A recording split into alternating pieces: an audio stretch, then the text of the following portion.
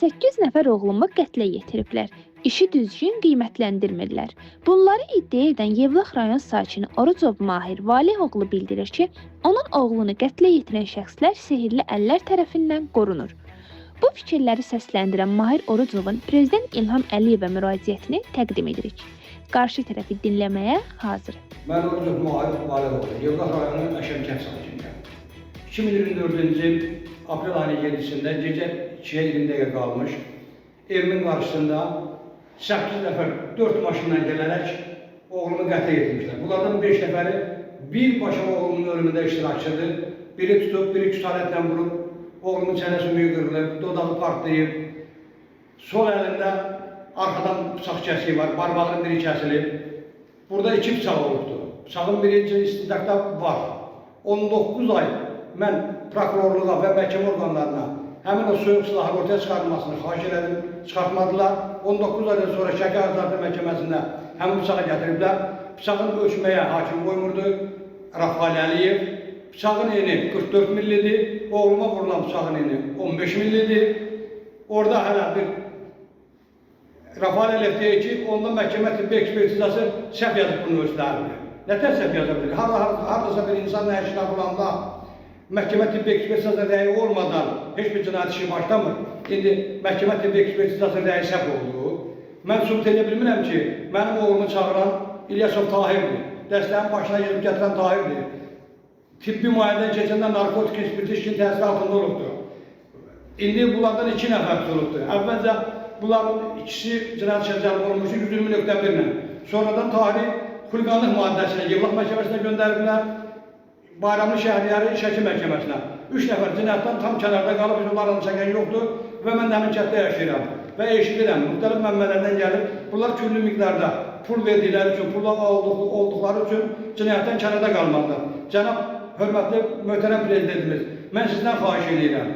Xahiş edirəm ki, bu cinayətçilər qoy öz cəzasını alsınlar. Niyə mənim oğlumu öldürənlər kənarda qalmalıdır? Bugünkü gün mən hələ bilmirəm ki, mənim oğlumu bıçaqla bunların hansı qurubdur? Bayramlı Şəhriyarı hökm oxundu. Mən məhkəməyə gedə bilmədim. Dedim, imkanım yoxdur, pulum yoxdur, gələ bilmirəm. Hakim də Rafael Əliyev həmin günü məmur olmamalı istifadə edərək hökm oxuyubdur. Bəlkə mən bir sözüm var idi. Oradakı deyim, bunun cəzasını ağırlaşdırın, ya yüngülləşdirin. Niyə istifadə edirlər? Bütün şahid ifadelərində də, məhkəmə görüntülərində var. Şahidlər dindirilən zaman Rafael Əliyev işi qərəzli apardı. Sual verməyə qoymur. Çünki cinayətkar bura şahid qismində dəvət olunubdur. Cinayətkar şahid qismində dəvət olunursa, deməli bu istədiyi sözü deməlidir. Yevlax məhkəməsində verdikləri ifadə Şəki məhkəməsində verdikləri ifadələr üstə gəlmir. Mənim oğlumu ölməmişdən qabaq İlyasov Tahir Rəşad oğlu mənə zəng eləyib, deyib uşaqları çağırmışam, Orxan da gəlir, Kamil də gəlir, Qəbsanlıqa Razborkaya gedəcəyik. Qəbsanlıqa Razborkaya da ancaq adam öldürməyə aparırlar.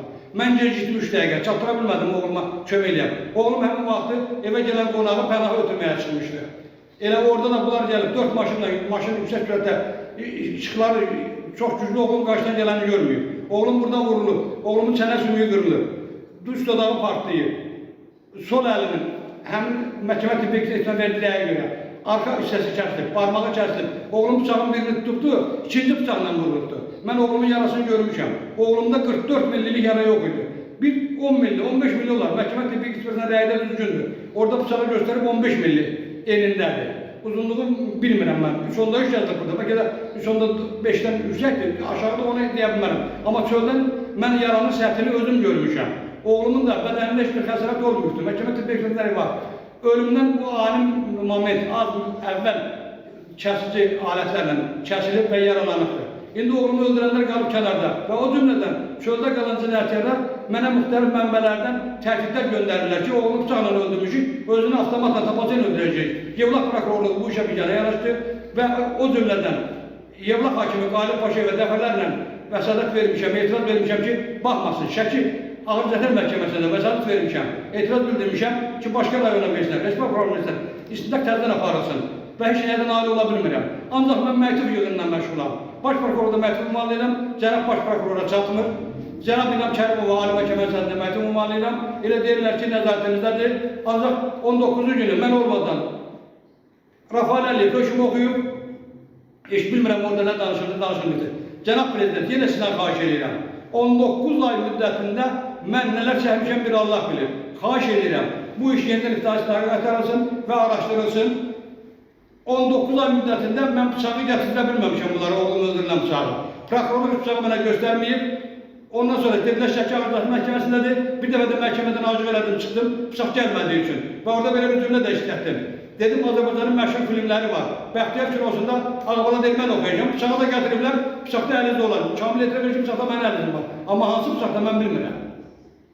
Əvvəl gündən də bunların arasına çıxmış ki, orada hamının üstündə bıçaq olub, ortada 2 bıçaq var. O bir bıçaq ortaya çıxmır. Mənim oğlumu bıçağa gətirən kimdir və təhrik edən kimdir ki, bunu vurmalısan. Oğlum bir bıçağı tutubdur, bir əlində tutublar, o bir bıçaqla da oğlum vurulubdur. Xahiş edirəm cənab prezident, Şəki məhkəməsinin qərarları olunsun, iş təzədən qaytarılsın.